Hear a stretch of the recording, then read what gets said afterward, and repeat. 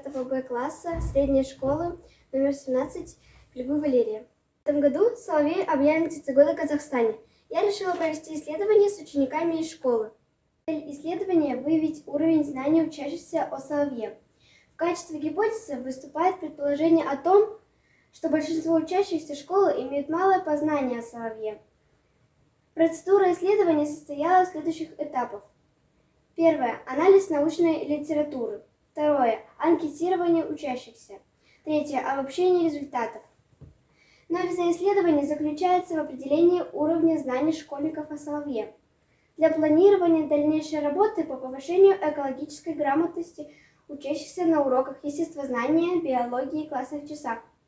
Область практического использования результатов данной работы по повышению экологической грамотности учащихся школы. Достаточно обычная небольшая птица, относящаяся к отряду воробьинообразные, семейства дроздовые, рода соловей. Они питаются насекомыми, червями, иногда ягодами. Часто живут в крупных городах, в мелких поселках. Соловьи строят гнезда либо на земле, либо очень низко в кустах.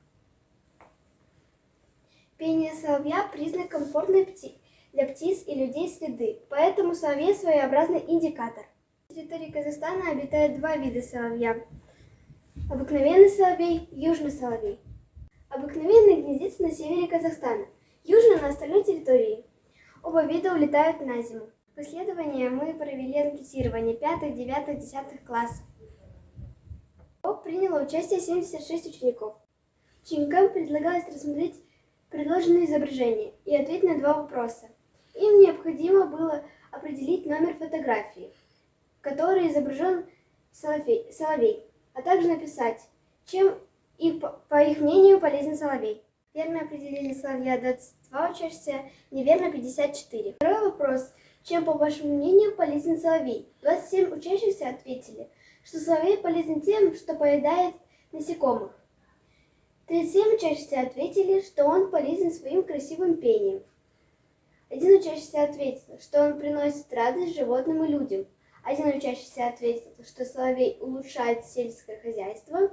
Один учащийся ответил, что у него вкусное мясо. Один учащийся ответил, что соловей полезен тем, что строит гнезда.